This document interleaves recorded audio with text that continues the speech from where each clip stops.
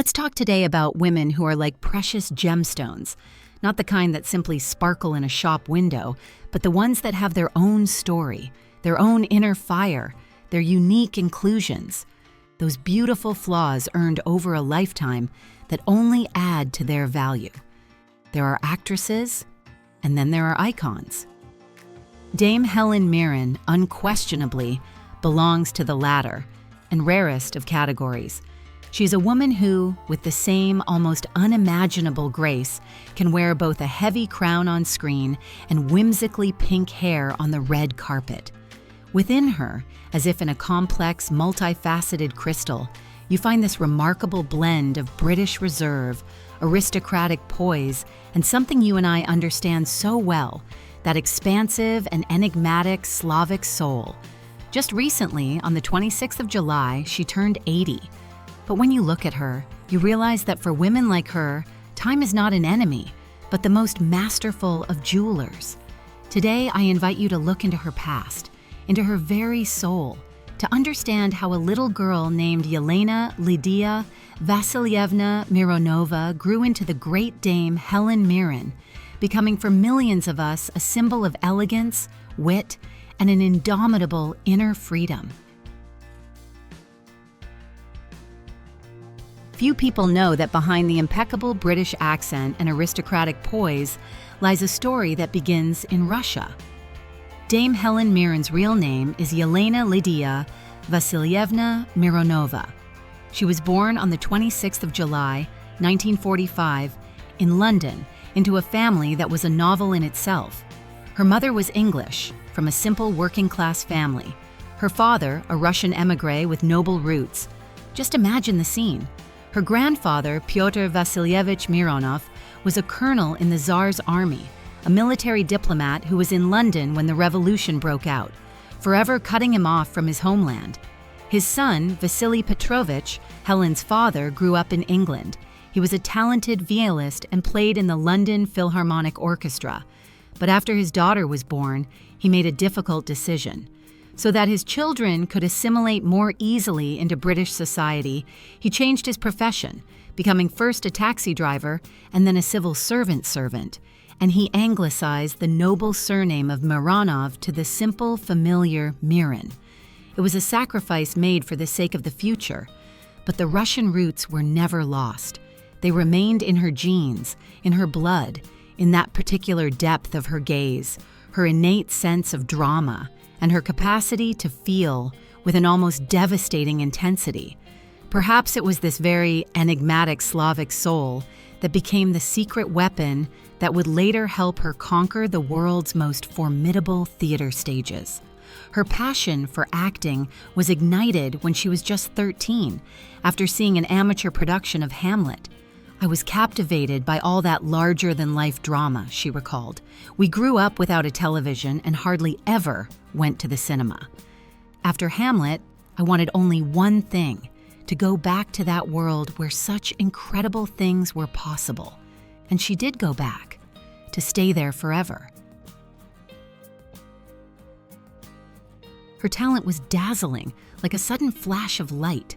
At just 20 years old, defying all convention, Helen was invited to join the prestigious Royal Shakespeare Company, RSC, where she became the youngest actress in its history.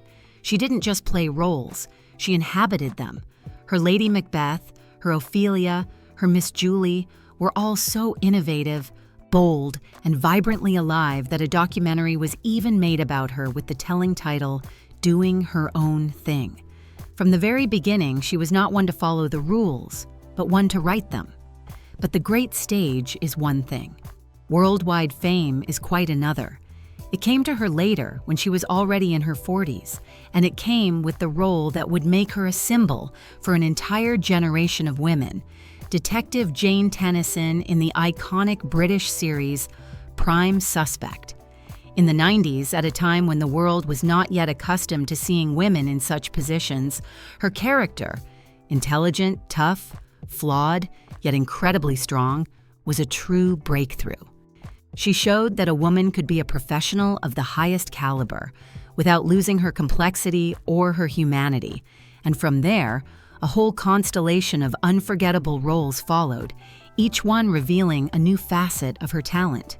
She was the witty housewife who decides to pose nude for a calendar in the touching comedy Calendar Girls, proving that beauty and courage have no age limit.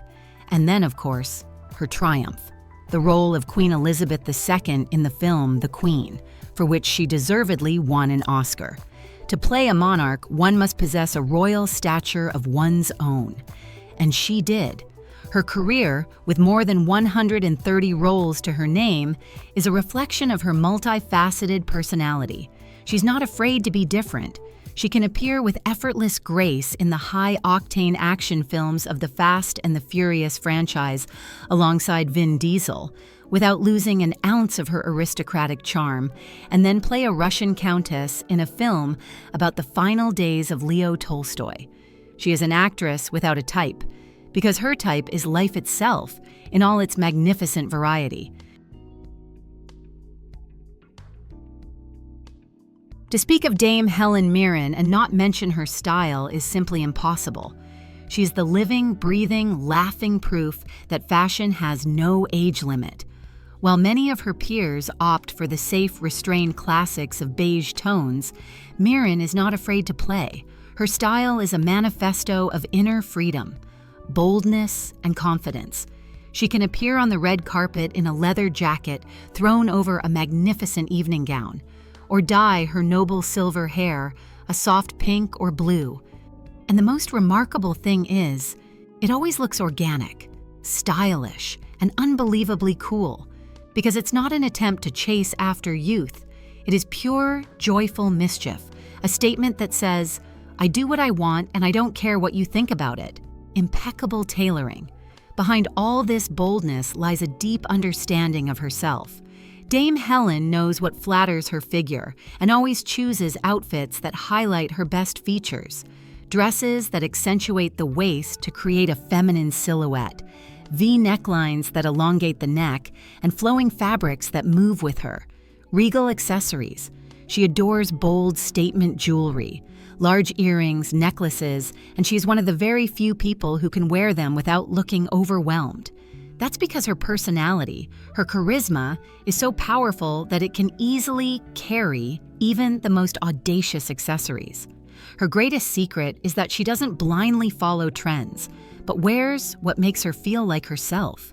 She isn't trying to look younger. All of her wrinkles, the traces of her laughter, of her life, she wears them all. She revels in her age, in her beauty, in her story. And it is this honesty that is so disarming and so admirable. Behind the stylish facade and the acting talent lies a sharp mind and an indomitable spirit. Dame Helen Mirren has never been afraid to speak her mind and to fight the sexism that in her youth was the norm. Her interview in 1975 has become legendary. The young and already famous journalist Michael Parkinson, instead of discussing her Shakespearean roles, asked her the patronizing question of whether her figure and physique prevented her from being taken seriously as an actress. Without batting an eye, without causing a scene, but with an icy calm and brilliant intellect, a young Helen put him firmly in his place, making him look foolish and superficial. To this day, the video is a masterclass in how to maintain one's dignity under pressure. Her life's motto can be expressed by one of her famous pieces of advice. In life, you need a bit of naughtiness. And naughtiness, as she interprets it, is not rudeness, but the right to be yourself, to have your own opinion, and to not be afraid to defend it. Dame Helen Mirren is a woman who is entirely self-made.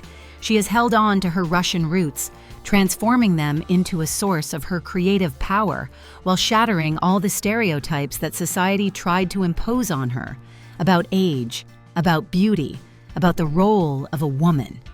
She is a true example of how fashion, style, talent, and a powerful personality can fuse into a single, unique, and endlessly inspiring image.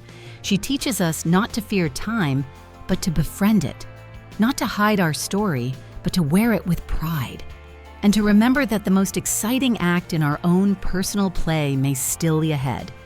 Please share, my dear, which of her many roles resonates with you the most. and which of her life lessons seems most important to you today?